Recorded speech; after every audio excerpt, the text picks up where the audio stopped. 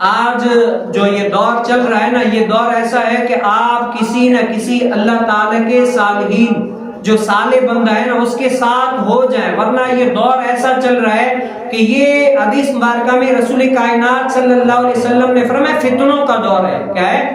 فتنوں کا دور ہے۔ ایسے تو فتنوں میں آپ آ جائیں گے کہ آپ کا دین ایمان نکل جائے گا، آپ کو پتہ نہیں چلے گا۔ تو اس کے لیے ضروری ہے کہ آج کے دور میں کسی اللہ تعالیٰ کے کامل ولی کی صحبت ہونا ضروری ہے۔ اگر اس کی صحبت میں رہے نا تو اپنا دین ایمان بچا لیں گے۔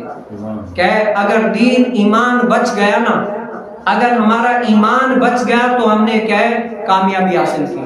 دنیا کے اندر جتنی بھی کامیابی آپ حاصل کر لیں، آپ نے کوئی بڑا کام نہیں کیا۔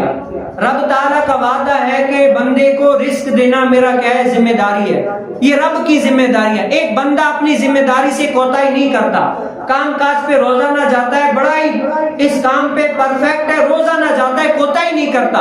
تو بتاؤ یہ رزق کا ذمہ میرے رب نے لیا ہوا ہے کہ اس رزق بندے کے پاس پہنچانا مجھے رب کا ذمہ ہے، اور رب تعالیٰ اپنے ذمے کے اوپر کبھی بھی کوتاہی نہیں کرتا۔ تو کیا ہے یہ رزق کا ذمہ اللہ نے لیا ہوا، لیکن ایمان کا ذمہ رب تعالیٰ نے کسی کا نہیں لیا ہوا۔ بھئی آپ دنیا کے اندر آئے ہیں، آپ نے کلمہ پڑھ لیا، اب آپ جب جائیں گے نا آپ کلمہ پڑھ کے جائیں گے، پتہ ہی نہیں ہے۔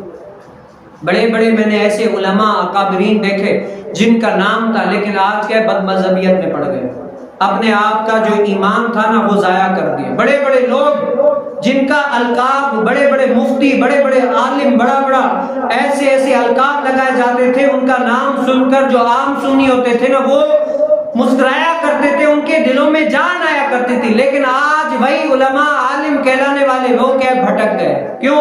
فتنے ایسے آئے کہ کسی اللہ تعالیٰ کے ولی کی صحبت میں نہیں تھے۔